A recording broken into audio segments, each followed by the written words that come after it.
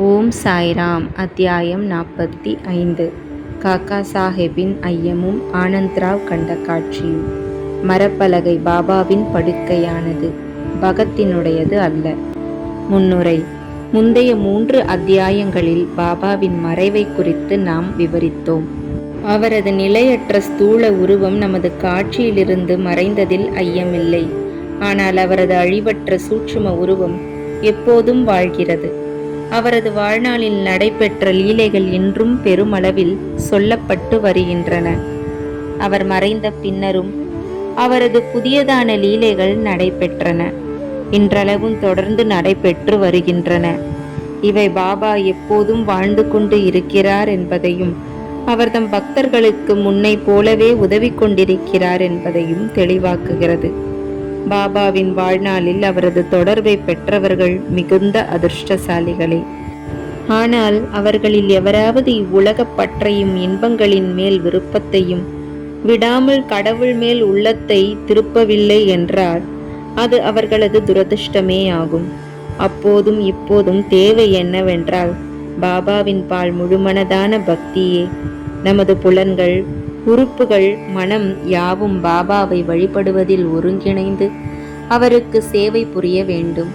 வழிபாட்டில் சில உறுப்புகளை மட்டும் ஈடுபடுத்தி மற்றவற்றை வேறு பக்கம் செலுத்துவது பயனற்றது.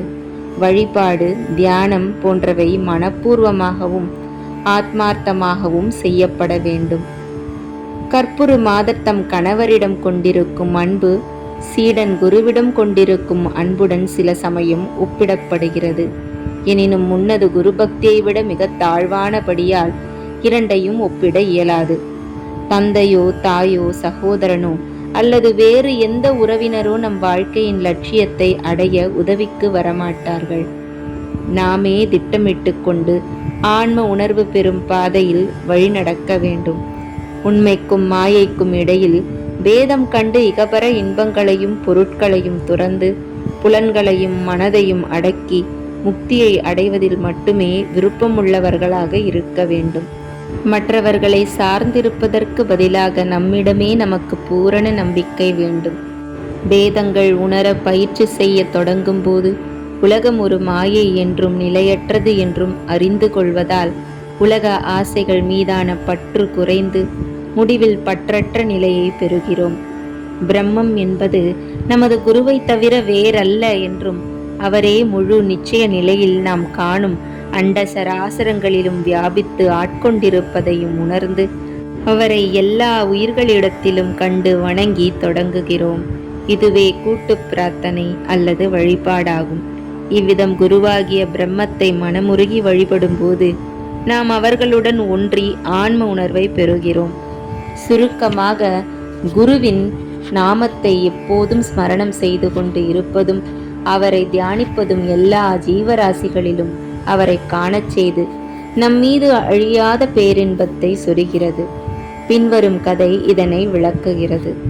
காக்கா சாஹேபின் ஐயமும் ஆனந்த்ராவ் கண்ட காட்சியும்.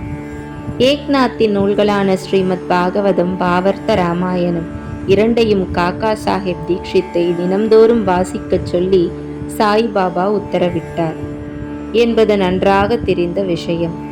காக்கா சாஹேப் தீக்ஷித் பாபா உயிருடன் இருக்கும் போதும் அவர் மறைந்த பின்பும் இதனை பின்பற்றினார்.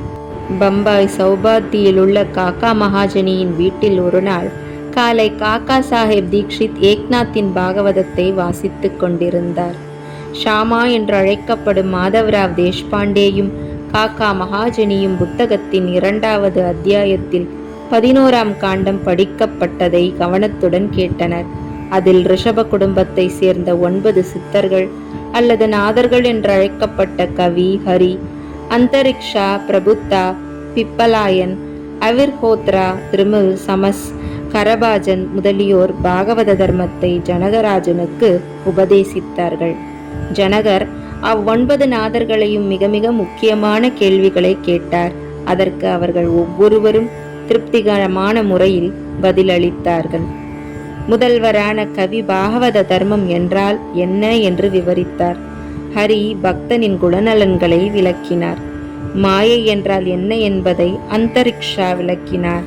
மாயையை எவ்வாறு கடப்பதென்பதை பிரபுத்தா விளக்கினார். பரபிரம்மம் என்பதை பிப்பலாயன் விவரித்தார். கர்மத்தை பற்றி அவிர்ஹோத்திரர் விளக்கினார். திருமிழ் கடவுள் அவதாரங்களையும் அவர் செயல்களையும் விளக்கினார்.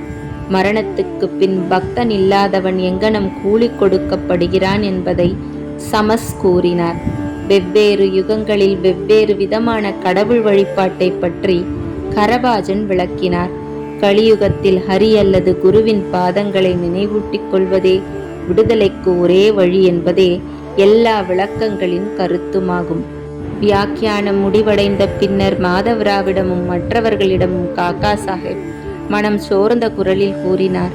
பக்தியை பற்றி 9 நாதர்களின் விளக்கமும் எவ்வளவு ஆச்சரியமானதாக இருக்கிறது. அதே நேரத்தில் அதை அப்பியாசத்திற்கு கொண்டு வருவது எவ்வளவு கடினம். நாதர்கள் பூரணத்துவம் பெற்றவர்கள். ஆனால் அவர்களால் விவரிக்கப்பட்ட பக்தியை நம் போன்ற அறிவற்றவர்கள் அடைவது சாத்தியமா? பல பிறவிகளுக்கு பின்னரும் நாம் அதை அடையப் போவதில்லை. பின்னர் எங்கனம் நாம் முக்தி அடைய முடியும்? நமக்கெல்லாம் கதிமோட்சத்திற்கான நம்பிக்கையே இல்லை என்றே தோன்றுகிறது. காக்கா சாஹேபின் இந்த சோர்வான எண்ணத்தை மாதவ்ராவ் விரும்பவில்லை. அவர் கூறினார், வைரத்தை போன்ற பாபாவை குருவாக அடைந்த நல்ல அதிர்ஷ்டம் உள்ள ஒருவர் இவ்வளவு தாழ்வுணர்ச்சியுடன் அழுவது பரிதாபமானது. பாபாவிடம் அவருக்கு அசைவற்ற நம்பிக்கை இருக்குமானால் ஏன் அவர் மனம் சலனமடைய வேண்டும்? நாதர்களின் பக்தி உறுதியானதாகவும் சக்தி வாய்ந்ததாகவும் இருக்கலாம். ஆனால் நமது பக்தி அன்பும் பாசமும் உடையதல்லவா? ஹரியினுடைய அல்லது குருவினுடைய பெயரை ஸ்மரணம் செய்து கொண்டிருப்பதே நமக்கு முக்தியை அளிக்கும் என்று பாபா நமக்கு ஆணித்தரமாக கூறவில்லையா? பின் பயத்துக்கும் கவலைக்கும் ஏது காரணம்? மாதவ்ராவின் விளக்கத்தால் காக்கா சாஹிப் தீக்ஷித் திருப்தி அடையவில்லை. அன்று முழுவதும் அவர் நாதர்களின் சிறந்த பக்தி உணர்வை போல் தாமும் எவ்விதம் பெறுவது என்ற சிந்தனையிலும் எண்ணத்திலும் கவலையாகவும் மன அமைதியற்றும் இருந்தார். அடுத்த நாள் காலை பின்வரும் அற்புதம் நிகழ்ந்தது. ஆனந்த்ராவ் பாக்காடே என்ற ஒரு பெருந்தகை மாதவ்ராவை தேடி அங்கு வந்தார். பாகவத பாராயணம் அப்போது நடந்து கொண்டிருந்தது. பாக்காடே மாதவ்ராவின் அருகில் அமர்ந்து எதையோ அவரிடம் முணுமுணுத்தார். அவர் தாம் கண்ட தெய்வீக காட்சியை மெல்லிய குரலில் கூறிக்கொண்டிருந்தார். பாராயணத்திற்கு அவரது முணுமுணுப்பு சிறிது இடையூறாக இருந்ததால் காக்கா சாஹிப் படிப்பதை நிறுத்திவிட்டு மாதவ்ராவை விஷயம் என்னவென்று கேட்டார். மாதவ்ராவ், நேற்று உங்கள் சந்தேகத்தை எழுப்பினீர்கள். இப்போது அதற்கு விளக்கம் கிடைத்திருக்கிறது.